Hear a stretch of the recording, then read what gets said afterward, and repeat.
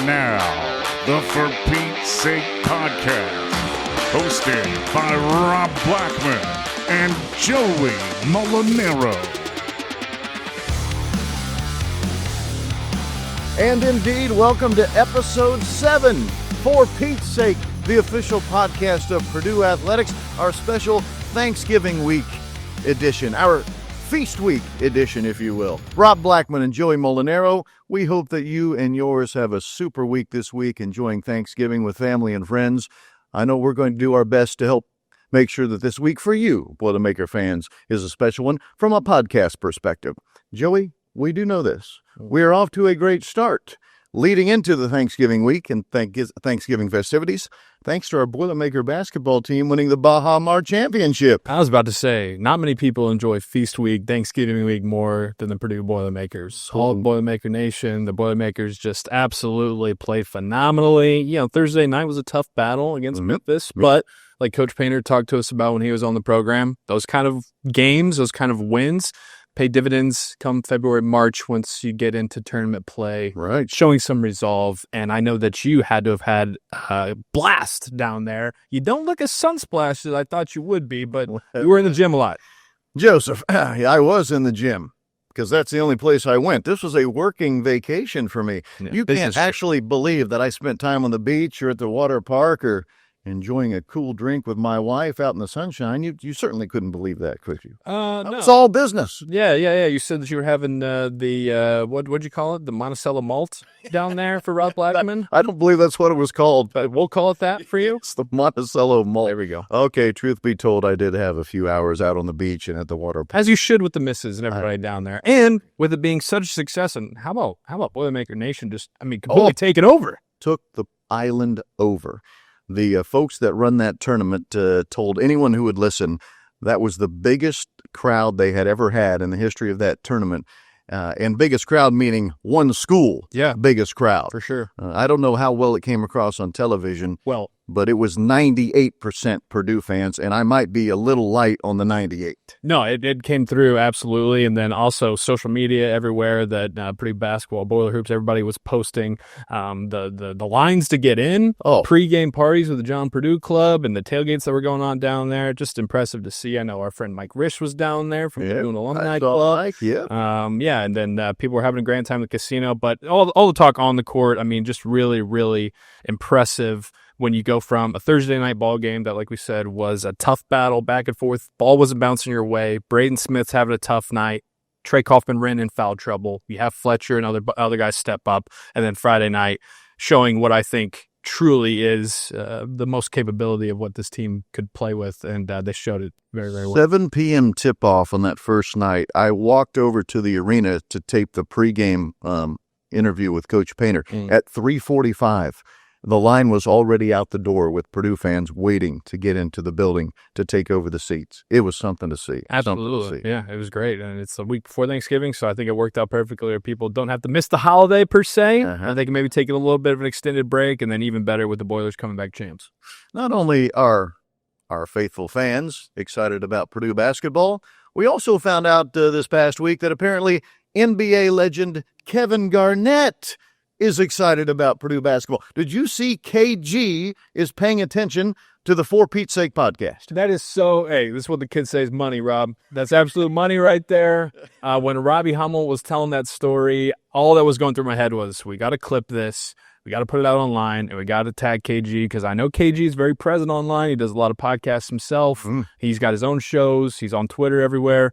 And he responded. He quote tweeted himself. We got it up. It says, "My dog at Robbie Hummel," with the crying, laughing emoji, the 100 emoji. Of course, Robbie talking about the story of KG giving him a back massage in the Staples Center. Right. Pretty cool that even Kevin Garnett follows For Pete's Sake, the official podcast of Purdue Athletics. Look, we spent a lot of time in this opening segment talking about Purdue's basketball success in Nassau, Bahamas. Well, guess what? Coming up later on this show, we will be joined by the most valuable player of the Baja Mar Championship. Fletcher Loyer is going to be a guest of ours later today here on the podcast. And we're going to talk to volleyball coach Dave Shondell. Round 2 for Coach Shondell to join us here on the podcast. And for good reason. The Boilermakers are rolling, currently in third place in the standings in the Big Ten with 2 regular season games to go. We'll talk to Coach Shondell about that coming up in just a bit. Stay with us. Here we go. Special Thanksgiving week edition of For Pete's Sake, the official podcast of Purdue Athletics.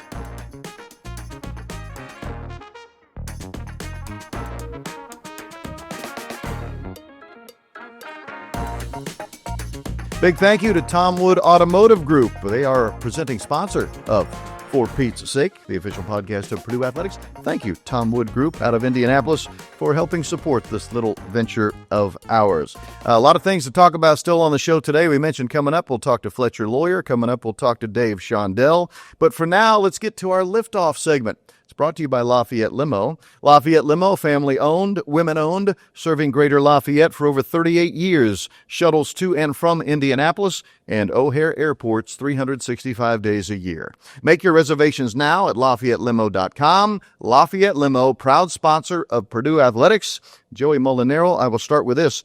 There happens to be a pretty important football game going on at Ross-Age Stadium this coming Friday night. Yeah, rather important. The old Hoosiers coming to town, the bucket game. And a reminder, Friday, like you said. Friday. And I need to hit it again. Got to hit it again because we're not doing Saturday. Friday night there for the bucket game, so it's going to be a great day of Boilermaker action up in West Lafayette. Got noon tip.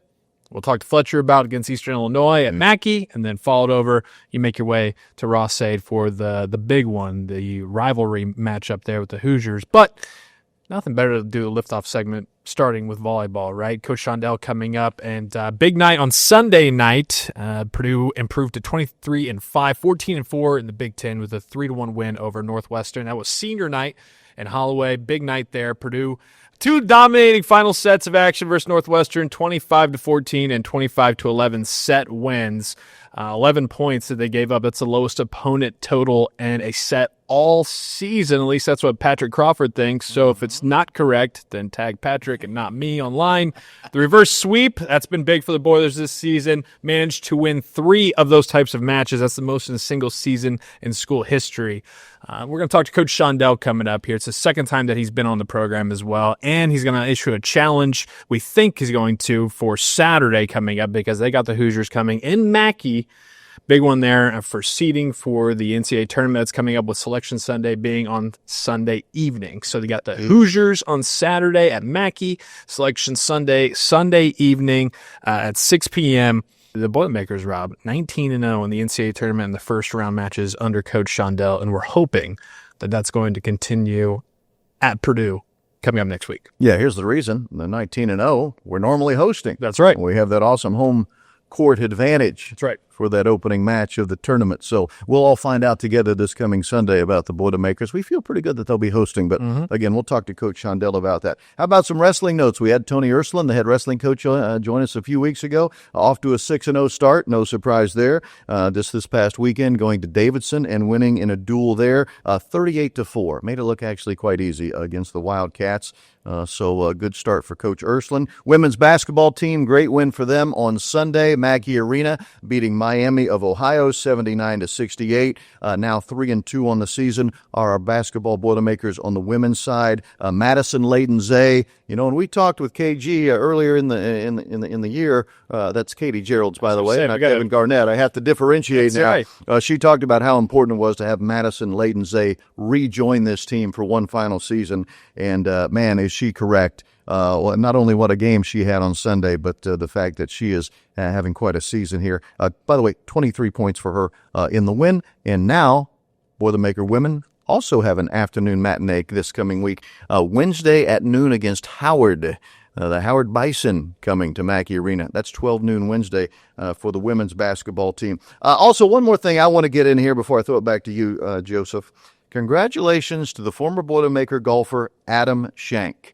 Vincennes kid who was tearing it up at the college level when he played for our Boilermakers. He has finally gotten himself his first PGA Tour victory. It was 2 weekends ago, the Butterfield Bermuda Championship, as it is known, in his 243rd start. 243 starts on the PGA Tour. He finally got his first win. Congratulations, Adam. How awesome is that? That vaults him up into the top 70 now in the PGA Tour standings, which is huge. But the biggest thing it does for him, Joe, is now he gets a multi-year exemption on the tour for 2 more years. So now he's included in every event over the next 2 years because he is a tour champion.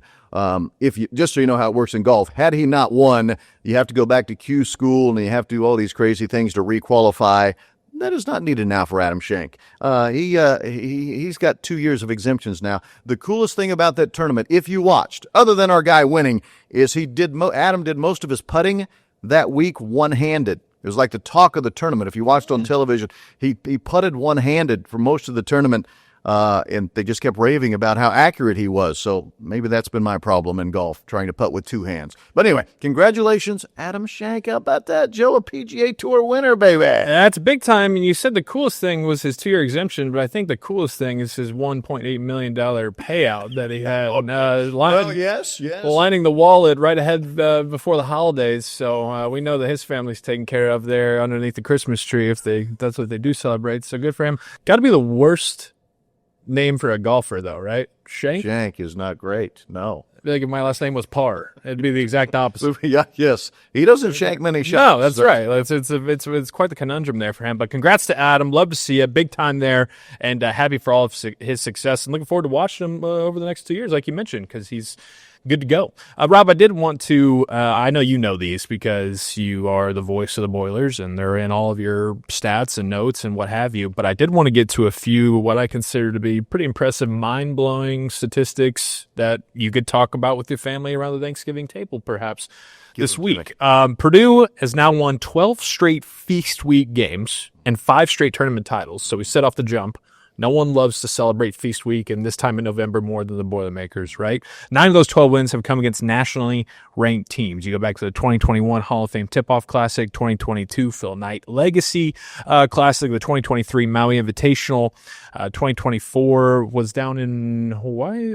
Ended up being in Honolulu. It was supposed to be in Maui, but yes, the wildfires in Lahaina moved us to Honolulu. Yep. That's right. And then, of course, this past weekend down there in the Baja Mar Championship, the ranked wins during that stretch, 18 North Carolina, number 5 Villanova, number 6 Gonzaga, number 8 Duke, 11 Gonzaga, 7th ranked Tennessee, 4th ranked Marquette, 23rd ranked Ole Miss, and 15th ranked Texas Tech. So not only are the Boilers cleaning up their plates, but they're doing it against awesome competition.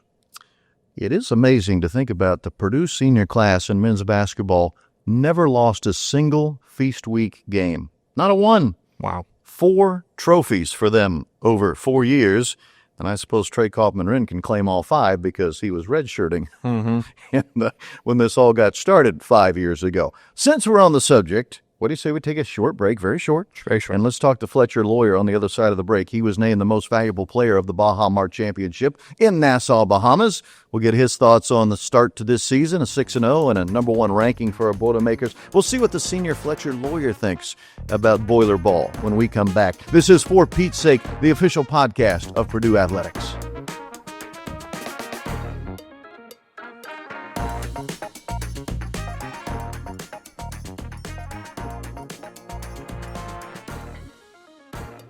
This is our big interview segment. Your Central Indiana Ford dealers are proud sponsors of Purdue Athletics. Visit your local Central Indiana Ford dealer today. Your Central Indiana Ford dealers are the sponsor for our big interview segment. We thank them for their sponsorship, and we thank Fletcher Loyer for joining us here on the podcast.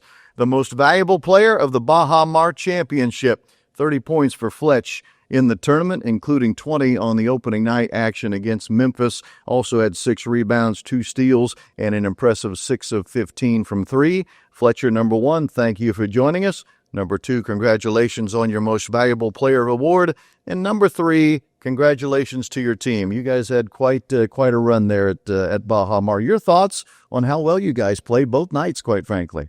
Well, thanks for having me. I think it was a good trip for us. Obviously, you get 2 wins, but I think the way we played in that second game was real good for us as a team. I think we really stepped up defensively and did what we wanted to do, guarding Toppin and the rest of their guys. But it was all around a good trip for us. Tough first game, kind of physical, kind of helter-skelter, but we got it done. Do you feel like those games, like in Memphis on Thursday, as frustrating as it can be, that's going to pay dividends down the road, having that kind of a battle it out game? Yeah, definitely. Those are the type of games that kind of sometimes go their way, sometimes go ours. But for us to kind of battle through some tough calls and then go our way, and but we fought through and ended up making some shots to seal the game. Coach Painter, I know, talked to you guys about it not only at halftime but post game as well, about finding a way to keep your composure in what was a really difficult environment. Did you feel like maybe, now it's going to sound funny to say because Trey is one of the guys that got a technical, but did you feel like maybe some senior leadership was able to help kind of steady the ship there in the second half? Yeah, definitely. I think we all know it's not the type of guy Trey is, kind of just got to roll out a hand, but he was frustrated. So to be able to kind of step up and play those minutes at the end, whether he's in foul trouble or not, was something that not many players can do unless they play a lot of games. What does it say for your team that the two guys who are preseason All-Americans in Braden Smith and Trey Kaufman-Wren are not the two that make the all-tournament team? Mm-hmm. Rather, it was you as most valuable player and Oscar Clough making the all-tournament team. That has to speak to the depth of this club, right? Yeah, definitely. I think that's what's great about this group is it can be a different guy any night. So it could have been C.J. Cox. It could have been Homer with big minutes off the bench. It could have been Trey. It could have been Braden. So we just got so many ways we can play. And I think everybody's showing up ready to do their job. It's going to be a different guy each night. Kind of with that Memphis game, like Braden, was really having a tough time buying a bucket. Just wasn't his night. Yeah. From scoring perspective. Is that, can you feel that in the first half of a game and you say, okay, this isn't three's night. Now I got to step up even more? Yes and no. I think he's such a special player that he can turn it on. He can flip a switch. So you got to keep him confident, got to keep him taking those shots when they're there. But he's also a guy that opens up so much for somebody else. It's him driving to pass, him driving to score, and then just making whatever read. He just sees the whole floor. So he can flip a switch and turn it on, but he also can find his teammates to get them going. The two of you have literally been attached at the hip since the day you stepped on campus. You have been starters in every single game in your career. Mm-hmm. Starting as true freshmen in game one and starting every game ever since.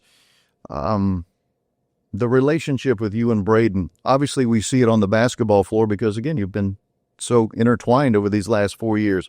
What kind of guy is he like off the court? He seems like a pretty cool dude off the floor, but we don't get to see that part of him. Yeah, I mean, he's a childish guy, making jokes all the time. Pretty amped up all the time, and you can tell when he's having a bad day because that energy's not there, but that's very rare. So, were you familiar with him before you guys came to Purdue? Had you known each other through the high school ranks? Yeah, we played against each other a couple times, twice in high school and then once in AAU, I think. But once he kind of got offered by Purdue, he reached out to me and we Instagram messaged a little bit back and forth, and I kind of got to know him, and then he committed. So since then, it's probably been 5 years now, and become great friends and obviously great teammates. Yeah. He told us that you guys are starting a podcast together. Is it just him or are you in? He's doing his podcast thing. I'm not involved at all. I don't really want to do all that, but yet you're on a podcast. He said that it was him and Fletch, didn't he? Well, but Fletch said he didn't want to do it. He's doing his own little thing. Fletch said that he exclusively wanted to only do, for Pete's sake, that's true, the official podcast of Purdue Athletics. I think that's what I heard. Yeah, it's quoted. Yeah, that's cool. All right, oh, never mind then. We did this with Braden, pull up his first outing at Mackey Arena, his debut at Mackey Arena, which for him was against Truman State. Correct. In November of 2022, and then yours was also in November 8th, 2022, against Wisconsin-Milwaukee. What do you remember about your debut in Mackey a little over 3 years ago? Well, they let me shoot a lot of threes. So it didn't, sign of things to come. It didn't go too well for him, but had a good first game. Had some go in, and then kind of a good start to the freshman year.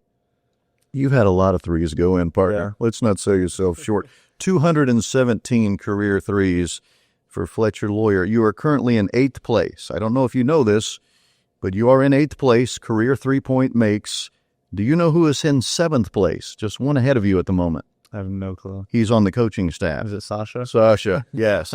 And the funny thing, I saw Sasha earlier this morning, and I said, Fletcher's coming for you. You're 9 threes away from tying him for 7th place. Yeah, well, I'd say he's nervous, but I think he knows I might pass him. So, well, his quote to me was, "He'll probably pass me in the next game." So if you can get 9 threes in a game, that'd be good. Well, I was wondering, because obviously you got really hot on Thursday and Friday.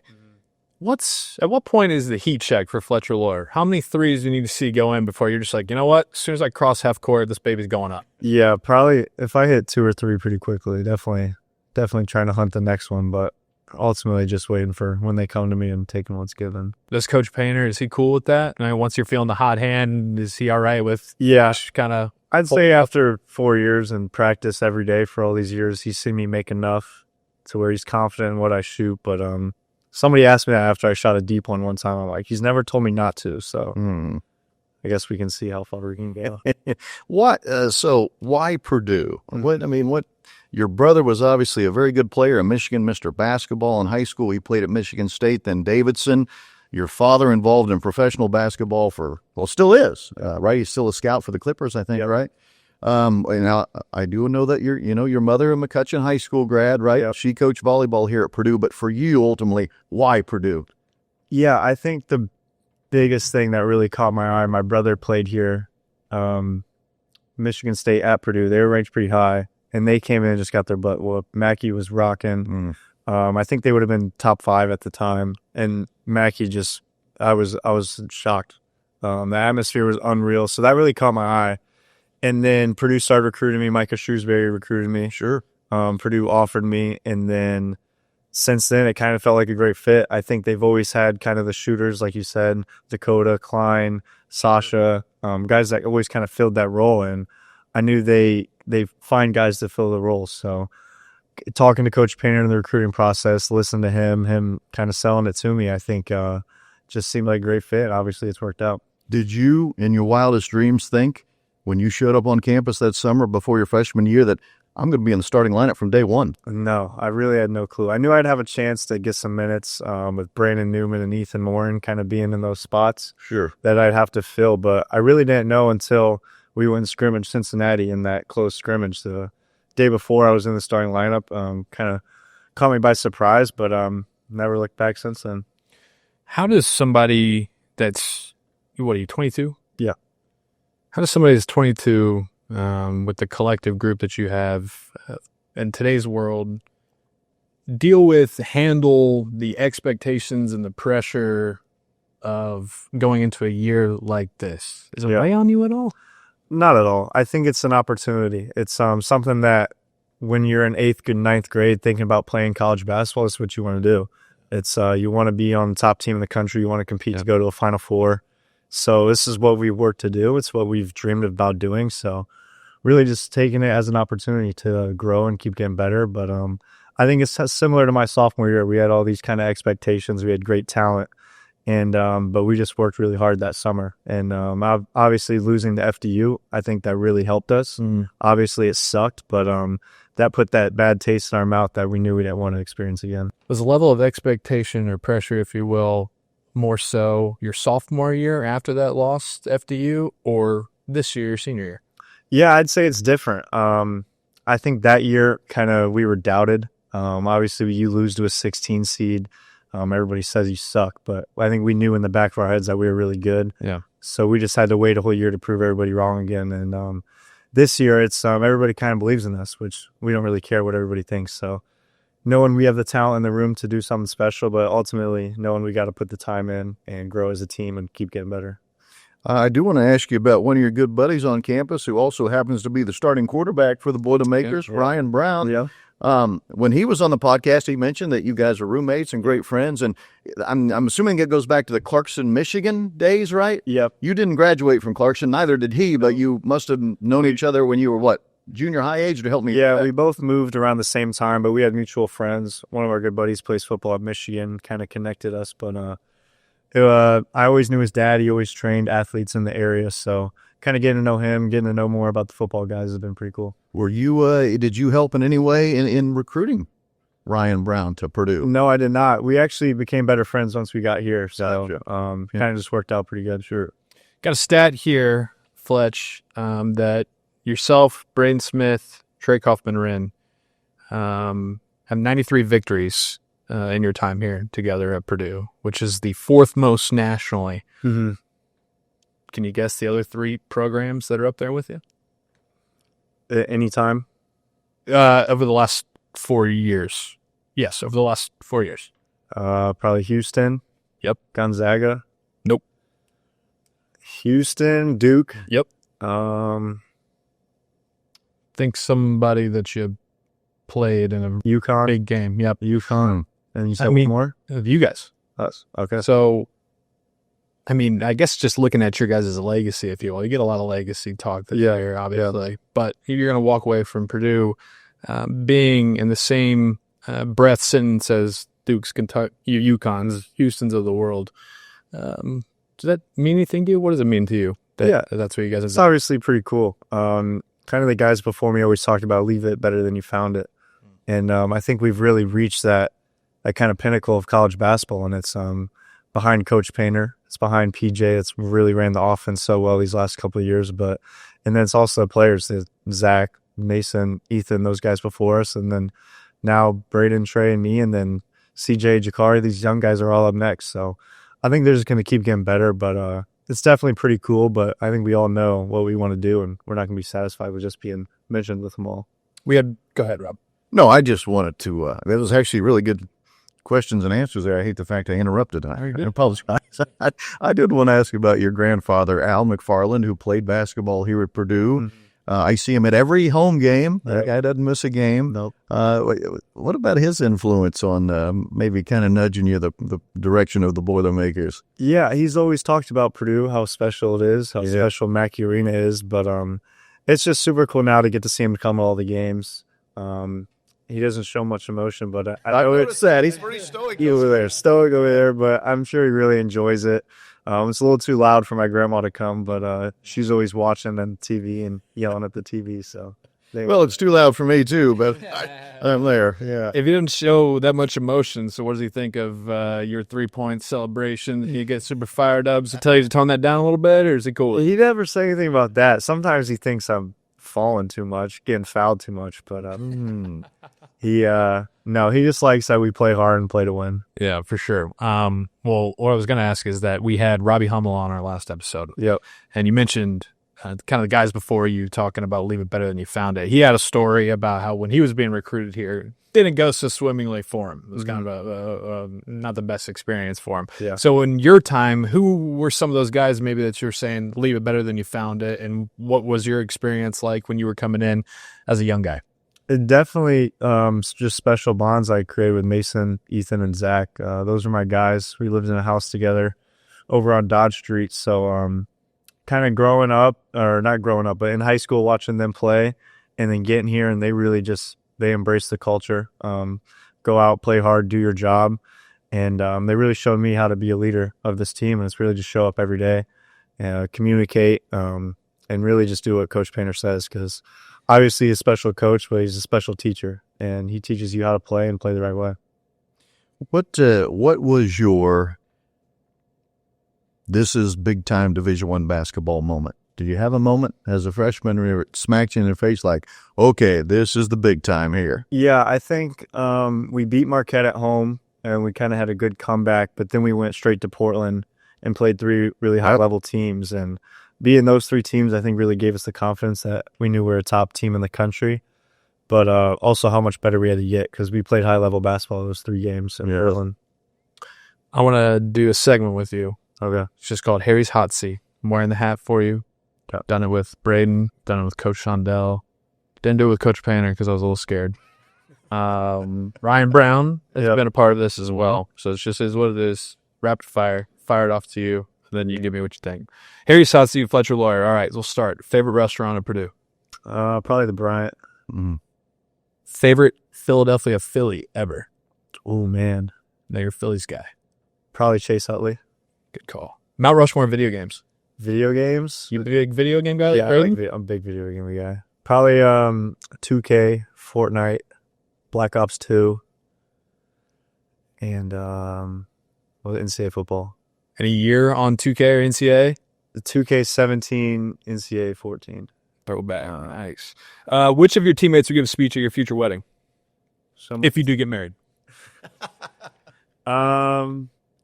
If you want to get married, I should say. You sure you have the capability to get married? Man, I don't know if I trust any of these guys. It'll probably be my brother, but a teammate, probably definitely not trusting Zach. But why? You just be too jokey, too inappropriate? Man, I wouldn't know what to say. Gonna probably be ChatGPT on there, but probably Ethan or Mason. Who would play you in a movie about the Final Four team? That's a good question. I never thought about this. Probably Will Ferrell. You got that comedy aspect to you? You got a little edge? Yeah? Jack Moon? About the same height. All right, and lastly, the Fletcher Loyer special at XXX in 20 years will be what? Oh, last year I lived right over by there, so I was a regular. Probably just some eggs, sausage, potatoes, and coffee. Simple, man. That's it. Harry's Hot Seat. There we go. Fletcher Loyer. You're off the Harry's Hot Seat, and you are now finished with the For Pete's Sake podcast.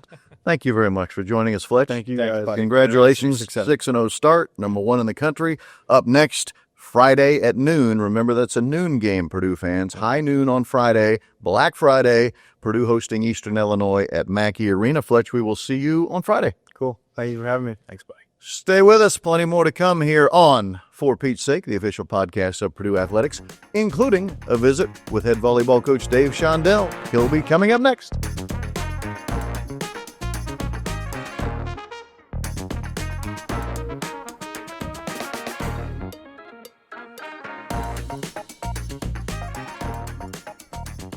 Once again, a big thank you to Fletcher Loyer joining us last segment on For Pete's Sake, the official podcast of Purdue Athletics. But as we were wrapping up with Fletcher, we told you up next, the guy sitting to our immediate left. He is Dave Shondell, the head coach of the Volleyball Boilermakers. What an important week it is for the Volleyball Boilermakers because this is the final week of the regular season. Wednesday night at Minnesota, and then Saturday at home, Mackey Arena being Purdue's special home for that one, to face the Indiana Hoosiers, the regular season finale. And then Sunday is Selection Sunday for the NCAA tournament. So with all of that said, Coach Shondell, welcome, and thanks for making some time for us for what, as I just said, is a very busy week for you. It is. A lot going on this week, and you mentioned most of it, but really important practice today for us. We'll go long and hard today, and then not as hard tomorrow as we travel up and practice at Minnesota in what they call the PAV up there, the pavilion, right adjacent to the barn. Yeah. So, but certainly really, really big week for us. But we're coming off a great win last night over a good Northwestern team in which we probably played as well as we played in 3 or 4 weeks. Yeah. Coach, I remember when we first had you on, more towards the beginning of the season, you kind of mentioned how at the start you didn't really know what to expect, some new faces. But then now here we are sitting at the end of November.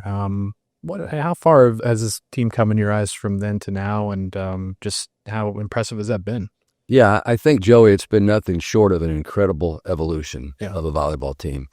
To take 9 returning players, 5 incoming freshmen, none of which have played this year. Okay, they're all redshirting, and then the 5 transfers has been just amazing how they've come together, and not just as a volleyball team or volleyball players, but just as a group of people that love each other, care about each other, want to win for Purdue. Last night they wanted to win for those 4 seniors that went out and played their last regular season match at Holloway Gym.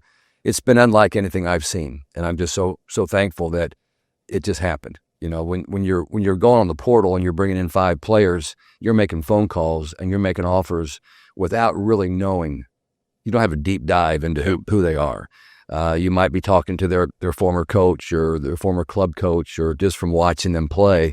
But we were very fortunate that we got 5 amazing young women that came in and just helped us. And the maturity that we've seen from this team has also really helped. But again, we're playing really well right now. I feel like we've turned into one of the top 10 teams in the country.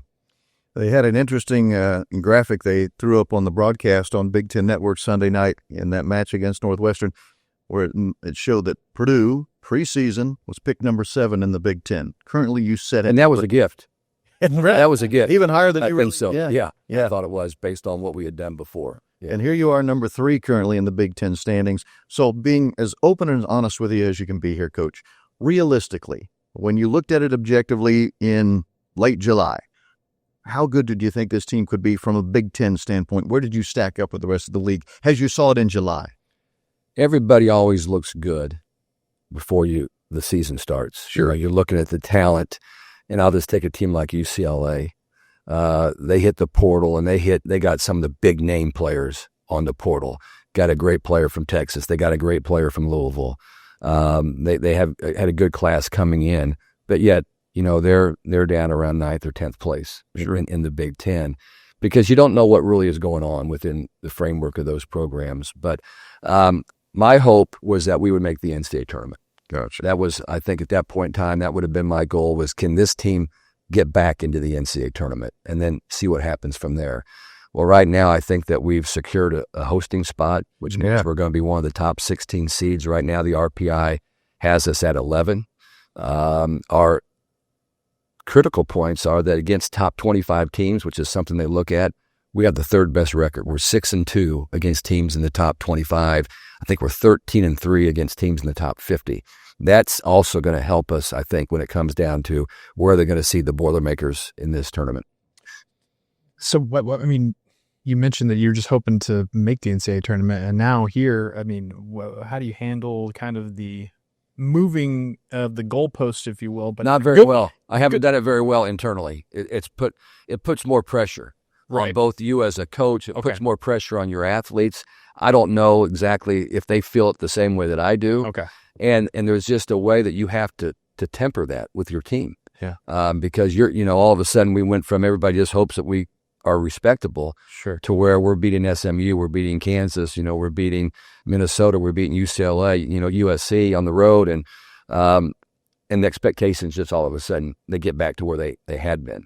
And but this team now is playing like the teams that we have had. Matter of fact, maybe better than a lot of the teams that we've had, because 14-4 in the Big Ten right now is about as good as we've been. I don't know what Rachel Coe, our communications specialist, would say, but I think it's one of the best positions we've been in. We got a chance, to finish third in this the conference this year out of 18 pretty good teams. You're getting healthy too at the right time, right? I know Lindsey Miller's finally back, right? Yeah, we were walking on thin ice in the middle hitting position for most of the season, because we could never get more than 2 healthy middles, and you play 2.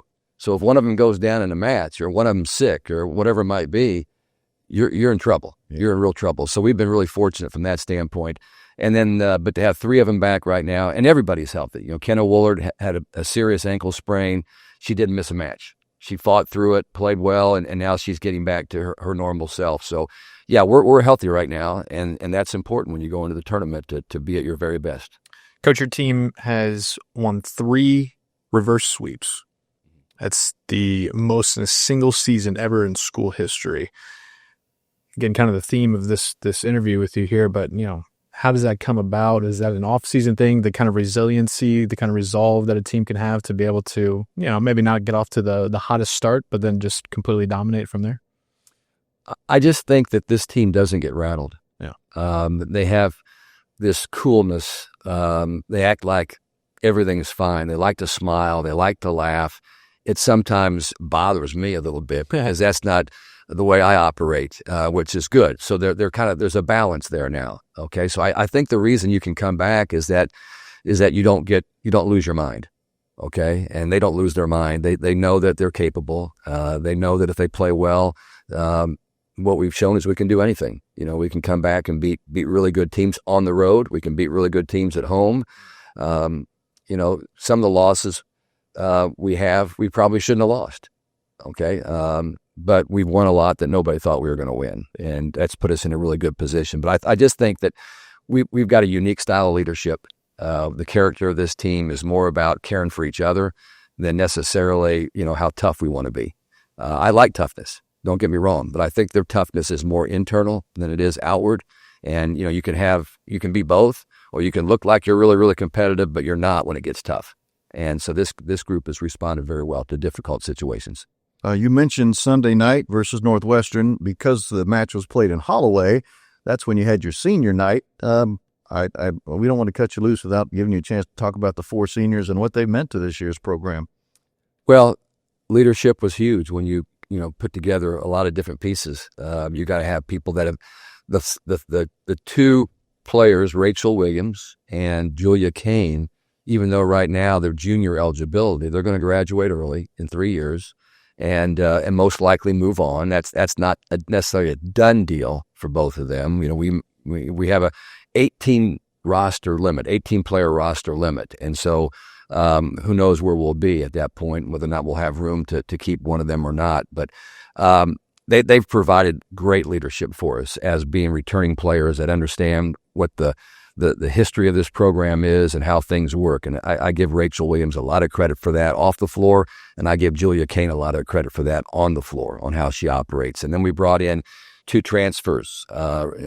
Cash Anderson came out of, we got a lot of Williamses on our team.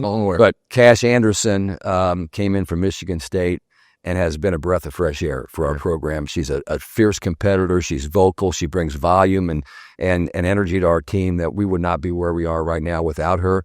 And then we also have Lindsey Miller, who came in from USC, that has been beat up most of the season, but now is at the healthiest. And I think she had 12 kills last night, 11 or 12 kills in the match last night, and just giving us a good blocking presence. And again, she's calm, but she competes and she believes in what she's doing. So all 4 of those have done a great job of pushing us in the right direction. What's the Thanksgiving schedule look like for the volleyball Boilermakers? Do you host a shindig? Does everybody get to go home for a bit? What's the happening? A shindig is what we're going to host on Thanksgiving. Missed it. But we are going to be coming back late from Minnesota. And then we'll be over here in Mackey because that match will be in Mackey. So we're trying to get as many minutes on that floor as we can. There's basketball that follow today. Yeah. So the gym is kind of occupied, but we're going to have a slot, I think, from around noon to 2 o'clock. So we'll use that time and then drive out to beautiful Lake Freeman, okay? And where Miss Angie will be hosting about 45 people out at our place. And so that won't be easy for her, but fortunately we're catering that meal in. There you go. That makes it a little bit easy on Grandma Angie. But for the most part, we'll have everybody together. And after that's over, they'll be on their own for a little bit, and we'll get back and be ready to go on Friday with another practice, and then play Indiana, who we haven't mentioned. Indiana, RPI, 14 right now. Yeah. They're 1 spot behind us in the Big Ten standings. Minnesota, a spot behind them, but 15th in the RPI. So we're playing 2 really, really good volleyball teams this week, and it'll be great, tune-up for the NCAA tournament when you're playing that level of competition. All right, you mentioned the NCAA tournament. Sunday is Selection Sunday.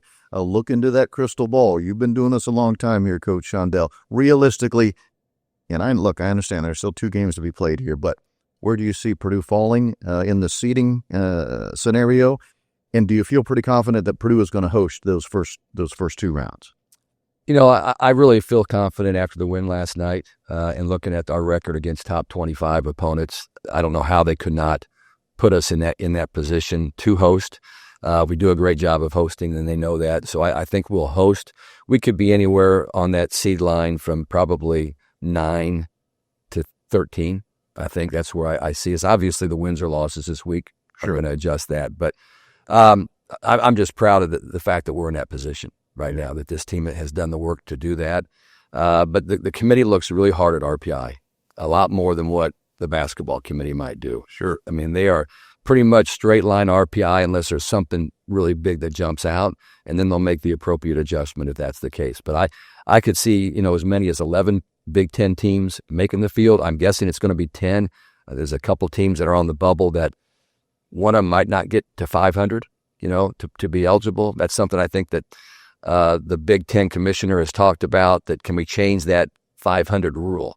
Because I think when you have to be 500 and you're playing in these power conferences now, it's a lot harder to get to 500 on the season. But nevertheless, the mid-majors are saying if you can't be 500 in your conference, you shouldn't get in. So I'm on both sides of that, but I just don't want to be in a position where we have to worry about it. All right. Kind of technical, but you mentioned getting some floor time at Mackey as opposed to being in Holloway.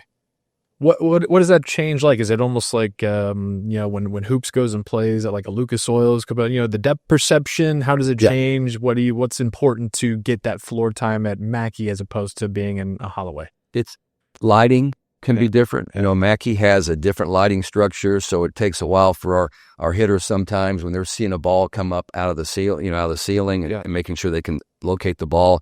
Depth perception if you're serve, receive, and passing is really, really important.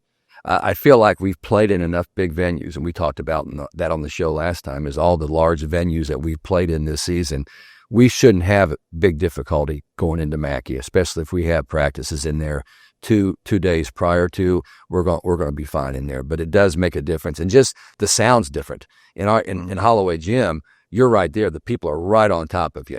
Yeah. In Mackey, they're kind of on top of you, but not as much. But there'll be a lot more further away. We got to sell some more tickets. I think we're right around 12,500 right now. That'd be my guess where we're at. Okay, I know we were 12,000 early last week. Surely we sold some more tickets. Indiana has a really good team. There's a rivalry here. I don't know if you guys are aware of it. Yeah, okay? Yeah, we've heard. And we want to make sure that we pack that place. Indiana did a great job of hosting us at Gamebridge. Yes. They played at Gamebridge, did a terrific job of putting 2 Indiana schools in that venue. We want to make sure that the reason we play here on our campus is because we can get 15,000 people. And that we did it last year when we played Indiana, and we beat the Hoosiers. We need to do the same thing this year. We need help from our fans, is what I'm saying. For sure. And that is Saturday afternoon, fans, 3 o'clock at Mackey Arena. So the challenge has been issued for those who haven't purchased a ticket or tickets yet. May I also say with great confidence that be watching the Purdue Athletics social media outlets late Sunday night after the selection show has been revealed, because you'll want to also purchase tickets for NCAA first and second round action here at Purdue in the volleyball tournament, which will be the following week. So, again, we've issued the challenge, fans. Please help us out here. Coach Shondell, it's been a hell of a season so far. Here's hoping it continues for a few more weeks. We appreciate your support and what you guys are doing to help us out. And, again, for those fans out there, we got some more volleyball to be played right here on our campus. We certainly hope you'll be there and help our athletes out. One more segment to go on For Pete's Sake, the official podcast of Purdue Athletics. Stay with us.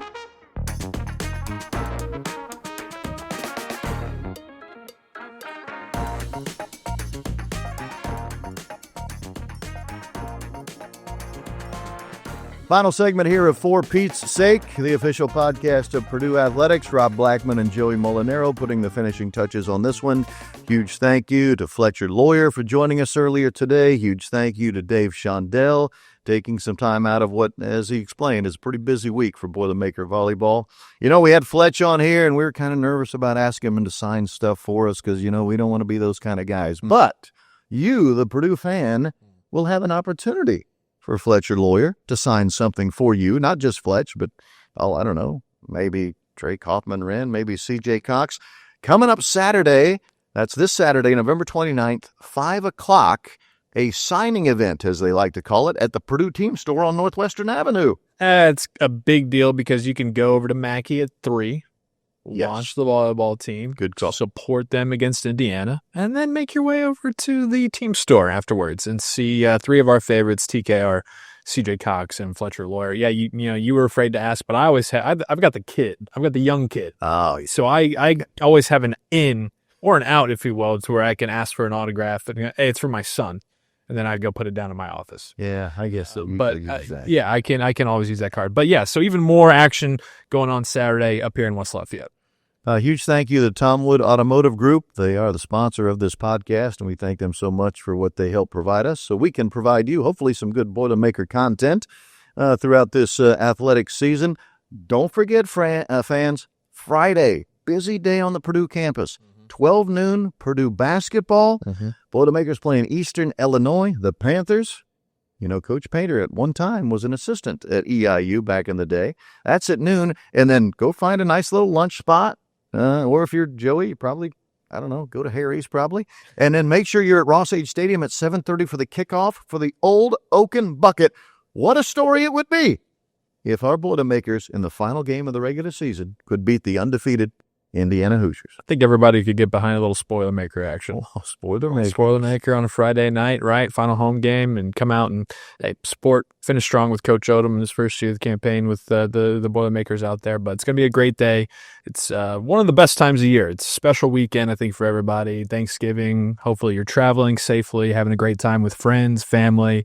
And I know that I certainly want to thank all of you, the listeners, for being along with us, allowing us to do this. I've enjoyed the heck out of it so far this year. More to come, but I wanted to say thank you to all of you. Thank you to Rob, everybody who works behind the scenes here. It's been a blast so far, and I hope you have a great Thanksgiving as well, partner. Same to you. From our Purdue podcast family to all of you, have a happy Thanksgiving. By the way, I do want to say this for the record. We have become pretty close friends these last few months. Say so. That doesn't mean that you need to purchase me anything for Christmas this year. Oh, we're getting ahead of the Christmas game. You don't have to do that. Well, we got Thanksgiving first, I know, but then Christmas isn't upon us before you know it, and I'm probably going to get you something nice and expensive, but you don't have to get me anything. Well, now we're getting into a Seinfeld thing here, because you know that when somebody says you don't have to give me anything, that means you have to get them something. Exactly. Right? There we go. I know you well enough. Also, I know Rob's going to be on the headset and the mic on Friday, but for everybody out there who's heading up for the basketball game, I will be there in attendance. So if you see me, give me a shout.